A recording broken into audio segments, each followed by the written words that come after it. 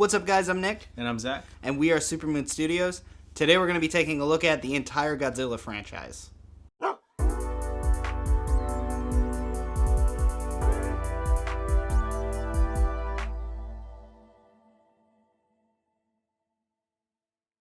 So first we're going to be looking at the original Godzilla, which was made in 1954.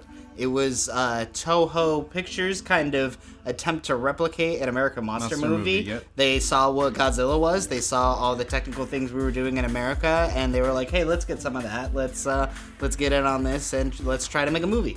The original Godzilla is actually, I was very impressed by the original Godzilla. Yeah. It's of course it's subbed, it's in Japanese, so you do have to read subtitles the whole time. Spoilers for all the Godzilla movies. Again, we said it in the last review, but in this one we're going to be talking about all the plot lines, probably spoiling some major beats. It takes place in Japan.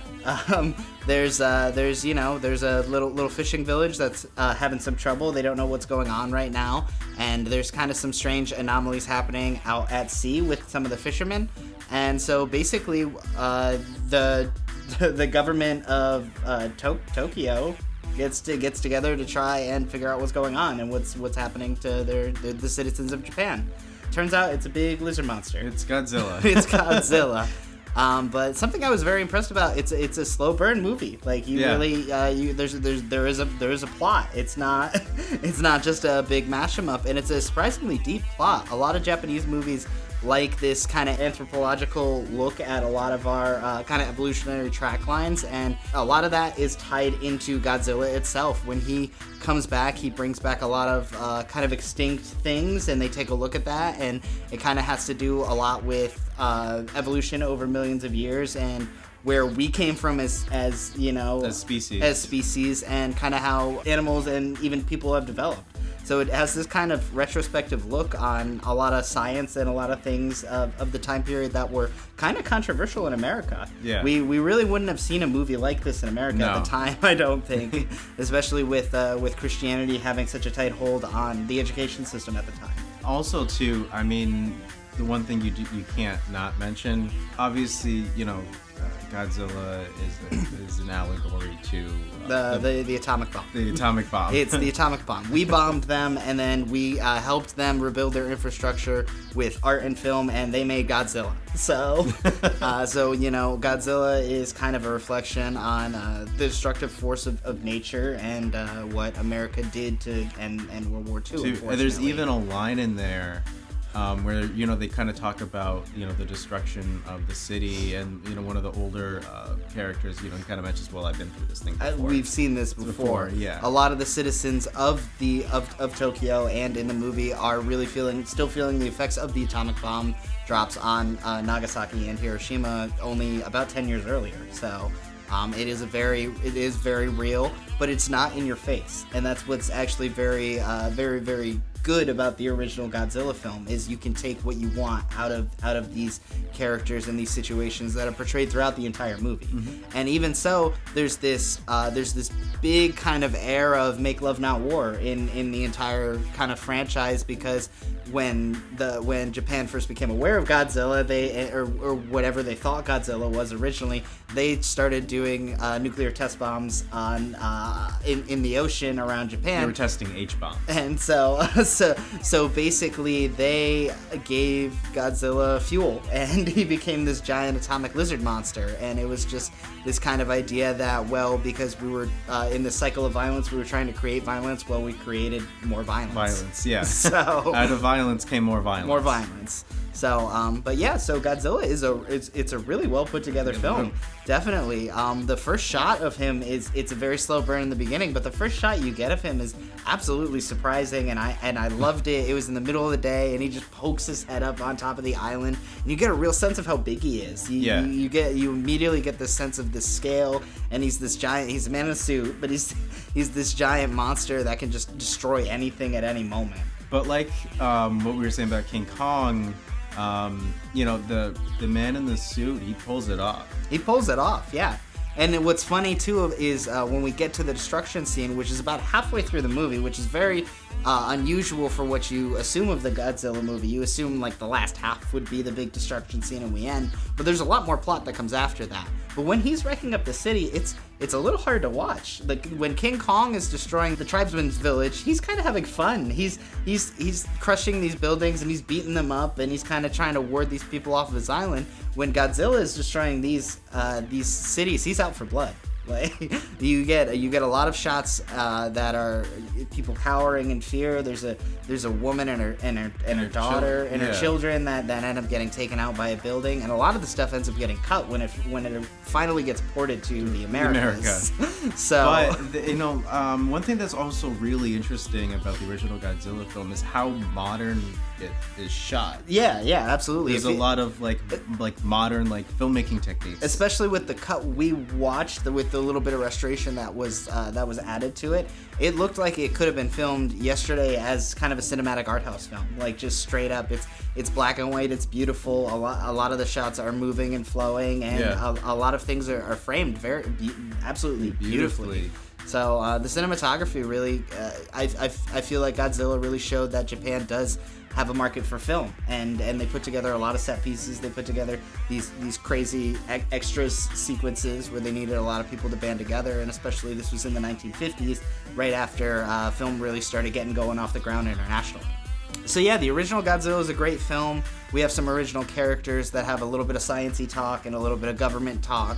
We have a little bit of a romance storyline and a little bit of a family storyline. Yeah. Dr. Serizawa has created some incredibly horrible weapons that come back at the end of the movie. It's an oxygen replacer destroyer that we have a big underwater sequence at the end, which comes out of nowhere and you don't see coming at all. And Godzilla's taking a nap underwater, and they throw the bomb in, and I'm not checking the science, but it kills Godzilla. I don't know how. And Dr. Serizawa in the process. And you see his bones float to the surface. He's dead. There's no ambiguity about it in the first one. Yeah. And much like the original King Kong films, the human plotline is just as good as all the monster stuff. Absolutely. And I think it's a little bit. There's a little bit less screen time for Godzilla, I'd say, in the original Godzilla than King Kong in the original King Kong. Even we don't get to know Godzilla as much as a character as we do for King Kong. A wrecking ball. And he feels like a force of nature while he's going. And again, a lot of the techniques that they used in King Kong come back in Godzilla, where they're using these dual projection techniques where they show a big monster in the background and a crowd running away from him in the foreground, and you get the sense that this true sense of scale. The miniatures are adorable too. They're just these little fire trucks coming through with little peg people on them, and they crash and explode, and the little tanks are amazing. Yeah, I mean that's also that stuff. It's just so fun just to watch the miniatures. Absolutely, and it's just so cool to see how much they were able to put together by hand. The amount of work they had to do. This stuff they had to tinker and screw together by hand, basically, and they really created, I think, an old school and a modern masterpiece. Yeah. It kind of just has all the kind of good constant theme of a good monster movie, where people come into a monster's habitat, like King Kong or even Creature from the Black Lagoon, where they're not really bad monsters, they're just being disturbed by an outside force, and it has to protect its home. Which is a lot of mindsets that came about in the early 20th century, where we started kind of recognizing what we as humans were doing to our environment and the people around us, and especially the cultures around us, like, of course, the horrible effects of World War II on all forms of humanity. Moving onward, the second film we watched was Godzilla Raids Again, which is basically a direct sequel to Godzilla. There ends up being another Godzilla. It's a very quick throwaway line where they're like, he must have had there must be another Godzilla. There must be two of them. It's very loosely, kind of haphazardly, kind of, I don't want to say put together, but... It came out the next year. So they really wanted to get another one out there. And it does follow a lot of the same beats as Godzilla. I don't think it goes as deep as the original Godzilla. No, the original Godzilla really is just its own standalone type thing. Absolutely, The next ones after are just kind of big monster movies. Big monster there really movies. Isn't as They got many... a little bit more funding because they sold a little bit more of it. And of course... You kind of lose a lot of the themes that were established in the first one. So Godzilla Raids Again is kind of a big monster movie. I don't want to say it drags a little bit, but there are a lot of longer sequences that probably could have been cut down on. But we have kind of the same retreads on the human side. Oh my God, here's Godzilla. How do we get rid of him? Yeah. There's a big explosive battle in the middle of the movie. We get some different set pieces, which are really fun to watch again. And then by the end, they actually defeat him a completely different way, which was cool to see. They bury him in a mountain. A mountain.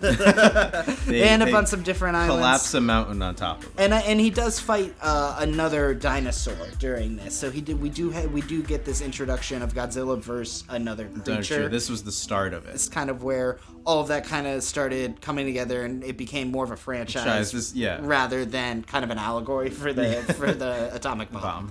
But yeah, I mean, give it a watch, definitely. I think the first two are absolutely worth it to see, especially for history's sake. They do a lot of cool stuff with the planes at the end. They do a lot of really cool stuff with the miniatures, of course, which is, again, are always a joy to watch. And Godzilla himself is just a little bit tighter, I think, as a performance, but the horrifying images you get in the first film aren't quite replicated in this one. Yeah, it's really more just about the destruction. And it has, I think it definitely has a less serious tone, especially with the suspension of disbelief where we get another Godzilla A, and B, he's fighting another dinosaur. And they do directly reference the first movie as well. So it is set in the same universe. It's a direct sequel.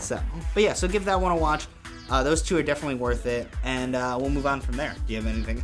No, I mean, I think we've said kind of all there is to say about Godzilla Raids Again. He raids again.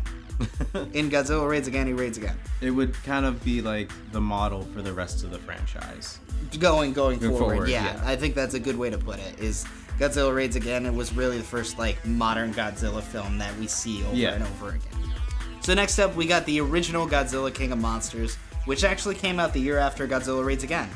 So if you're like us and you see it on HBO Max and you think that it's the third Godzilla movie, and you think that, that's a logical conclusion, you're wrong. It's actually the port of Godzilla that originally got moved to America. This is actually the only version of Godzilla available in the United States for until 2004, I believe, was the date we found. So this is the only version that America actually got, which is funny because it really does bring that stereotype of really cheesy big Japanese monster movies. This is where it came from. Absolutely. Because we got a butchered, watered-down bullshit version of the original Godzilla. It completely cuts out all of the allegory for the atomic bomb. They cut out a lot of the very, very, again, scary scenes during the destruction of the city. They insert their own American character into the plot line and reshot a bunch of scenes so that he was just off to the side standing there. Yeah, they made it. I mean, if you watch the original and then watch this Godzilla, film, King of Monsters, the lead character in the movie is an American reporter, and so what we're watching is his account of what happened. His whole documentation of what he saw during the attack on Tokyo. So they're suggesting that he was there the whole time. A good example of that is the first time that we see Godzilla. Up on the hill. So it kind of barely plays out like it did in the original film, but then you'll have an extended sequence with the American reporter where describing and reacting, but he's not scared of Godzilla. He's just standing there looking at it. He accepts it. It's as if he's already seen Godzilla. But yeah, so we get a lot of these scenes where we'll have kind of the original shot where they're speaking in English and it's dubbed over, of course, and then it kind of just cuts and there's the American and he's in the room too, apparently. And then we just keep going. And then also they used a lot of body doubles, so that way, the American reporter could have scenes with original characters from the original Godzilla movie, but you only see the back of their heads. So and it's dubbed over in English, so it's supposed to flow well, but you can tell nothing really matches anything. So again, we get a lot of the original shots from the movie, but everything's out of order and it's all butchered to hell, and it's honestly not a very enjoyable watch. If you really do want to see it in English, I mean, you could probably find a better dubbed version than this. like we said, this was just a lot of people's first exposure to, not only Japanese movies, but like specifically Godzilla. So, if this is your first time, if that was your first movie, you might just be kind of like turned off from the whole series. From the whole thing, and kind of see why Godzilla's kind of like a joke. A joke, yeah. I guess it didn't flop in America, but it definitely wasn't taken as seriously. So the studio bought the film from Toho for $10,000, and then after they did their kind of remix of the movie, it grossed $200,000. So basically, they paid them 1 grain of rice for their main film export at the time, just like America. So yeah, basically. I guess our advice is don't watch this film. It's a very bad retelling of the original Godzilla film.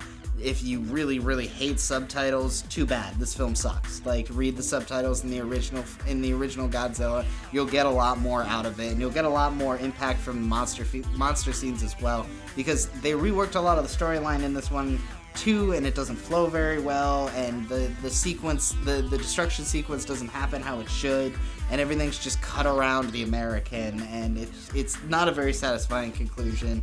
He's just kind of there by himself. Yeah. So yeah, original Godzilla King of Monsters is not Godzilla 3. It is Godzilla 1.5. Yeah. 1.5 American remixed version. It's a remix, yeah. So stay away from it if you've seen the first two. Watch the first two and then skip ahead to 1985, like we're about to do. Alright, so now we're in 1985, and we're seeing a new Godzilla movie again. And tell them how you liked it, Zach.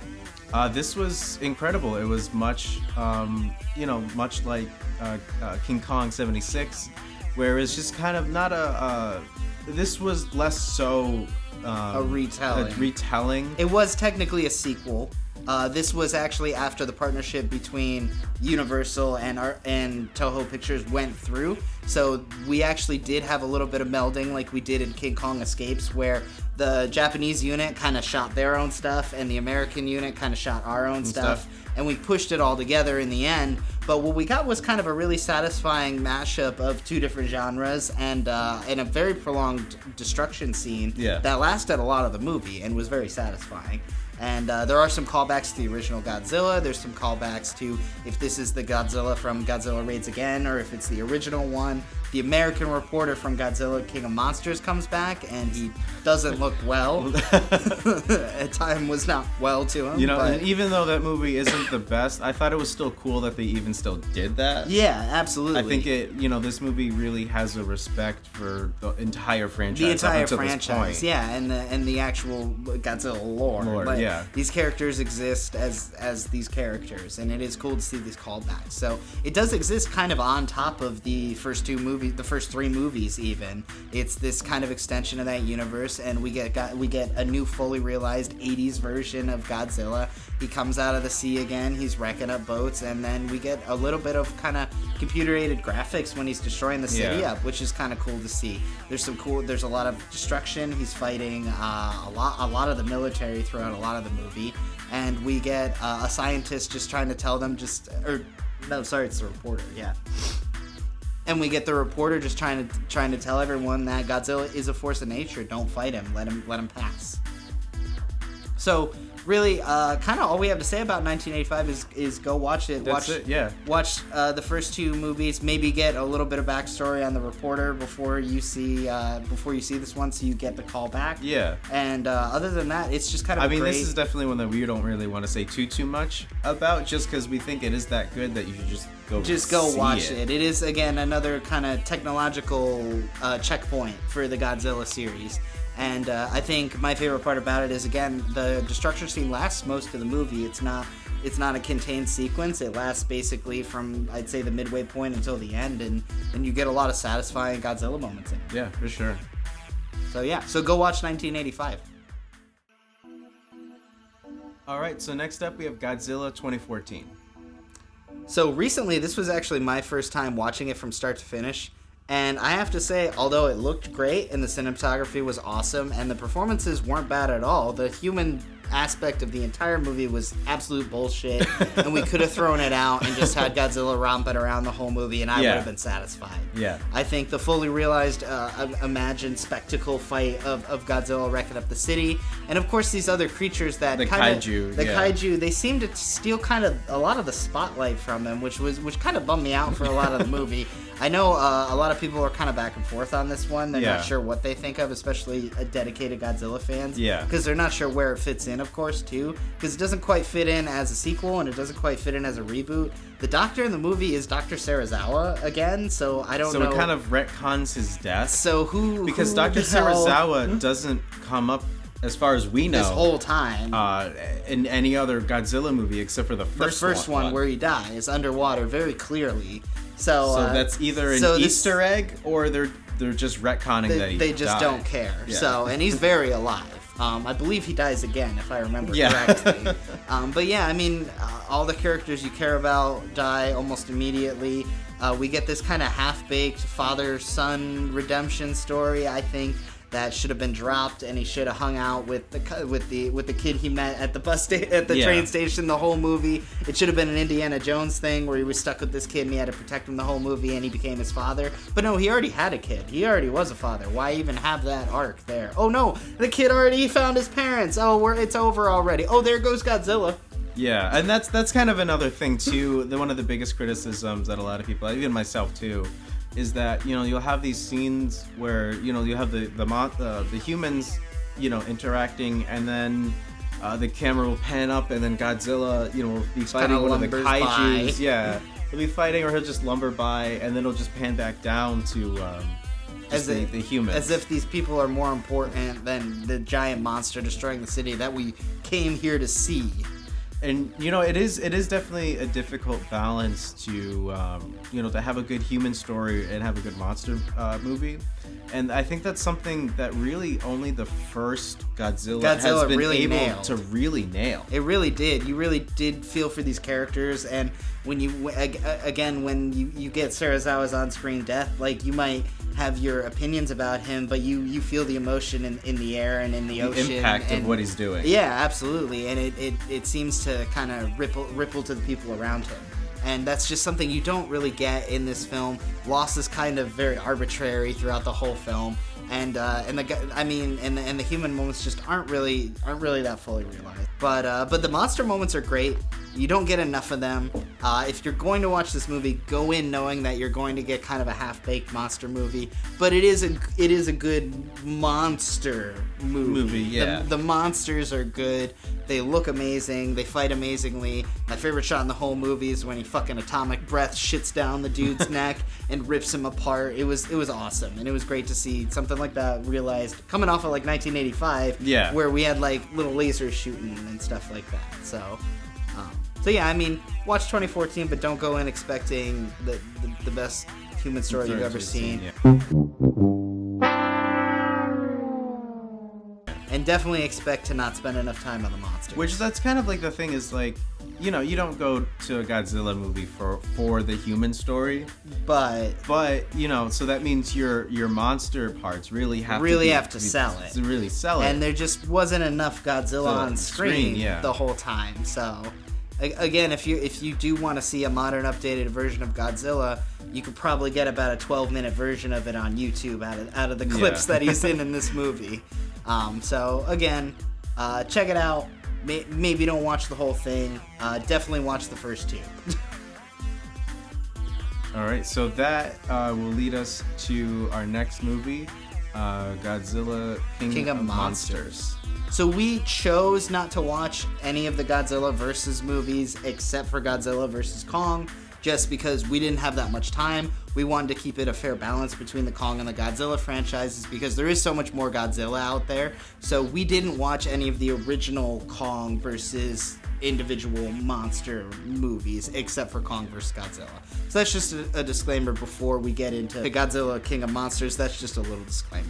But overall, I think this is one of the best ones. And similar to Godzilla, it does suffer a little bit from a weaker human story. But the monster story... The monster story is... That's what you're there for. That's what and it's immaculate. It's what fully you could realized. really have hoped for in a modern Godzilla movie. It definitely delivered more than 2014 did. Delivered. And I think watching this movie before we went back and watched all these other films, it's really what you're waiting for. Since what these creators have been waiting for since 1956 is the technology to tell these huge, incredible, massive, colossal-sized stories that are happening on screen before your eyes. And the VFX is knocked out of the park. And to see all like these great classic monsters like realized for the modern age was a lot of fun too. Yeah, and bring it back for a lot of people like myself. This was my first time really seeing these monsters on screen. Like Ghidorah is fantastic. The icon, the Queen Mothra, all hail Mothra. Just see them all just fully realized. Getting to see them romp around together and just great. These designs that again have been like rehashed over and over again for the past almost 80 years now, and now we're seeing these fully realized character designs that are just incredible. And must have taken hours and hours to design and render and get made for the screen. And I think this is really what we're hoping for the new 2021 Kong vs. Godzilla movie, is big, epic spectacle that takes up a good chunk of the movie, and with human stories that can bridge the gaps, and we'd like it to be a little bit more fleshed out. But this is definitely a movie that you're not there for the human story at all. You're here to see Godzilla and everybody just fight. You're here to see Godzilla take on 3 heads at once. Yeah. And you're here to see him tag team the big lightning monster. Yeah. And it's glorious. And I really can't say enough about the spectacle in this film. Yeah, It knocks it up to 11. It gets it out of the park. And again, don't come in expecting the best human story. Like we said about Skull Island, this is just one of the ones you just gotta go and just watch it. Absolutely, yeah. You got to get out there. If you're a fan of these series, you have to get out there and see this film. This is definitely an important entry into the series. Yeah. And it kind of wraps it all up where it's like, again, this is something that I think a lot of Godzilla fans had been waiting for a long time. Yeah. And, so King of Monsters is great. Check that one out.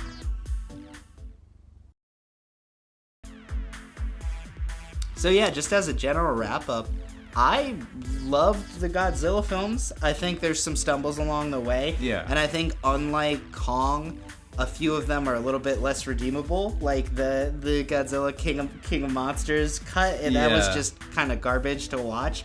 But it is really cool to see how they redeemed that in 1985, where they don't reject that version of their film. They embrace it. So I think that adaptability is something that's really cool about the Godzilla films. And that's really where it came from. It's just Japan adapting to everything they had and creating this story around their own culture. It really is kind of a personal story of Japanese culture when you watch the original film. It really feels like something that they made wholeheartedly for themselves. And for sure. It was made to replicate what we were doing a few decades earlier, and what we were continuing to push kind of internationally and around the world, and what was starting to evolve and shape in the filmmaking industry. Yeah. So I liked him. I liked the first Godzilla movie. It really, really impressed me. I didn't think it was going to be that deep. I loved all these underlying narratives going on within them, and I loved how everything kind of wrapped up. And there was, again, you're coming to see Godzilla destroy a city, but what's weird is in a rare case for the series, you really stay for the human stories. Yeah. And that like we said, I don't think that's really nailed again until at all. At all, really. So I really think that's it really is the anomaly film in the whole franchise, is that it just gets everything right. Yeah, absolutely. And I think that's definitely a good example of what makes a good monster film, for sure. And Japan kind of nailed it, and that kind of shows, because so many people around the world still love Godzilla today, and it was so successful that they were so successful in recreating an American monster film that America wanted it. So, and we bought it. So, and we continue to make money off it today. All right, so that's kind of our wrap up of the Godzilla movie franchise. Really cool to see how King Kong and Godzilla have kind of stood the testament of time throughout all of these different kind of reiterations that they've been through. And of course, there's dozens and dozens of spin-offs movies and all sorts of cartoons and animated animes, series. yeah. But we're not going to take a look at those, and we really just enjoyed our time with the mainline franchise of both of these series, and we can really see why they're replicated today. I mean, you have kind of a great original adventure monster movie, and then you have a great kind of allegorical, little bit of a cynical, more deeper story in the Japanese side. Yeah. So you definitely have different flavors for both of them. So stay tuned. Please share, please like, please subscribe. Throw this on your social media pages, and find us on Patreon. And we'll see you next time.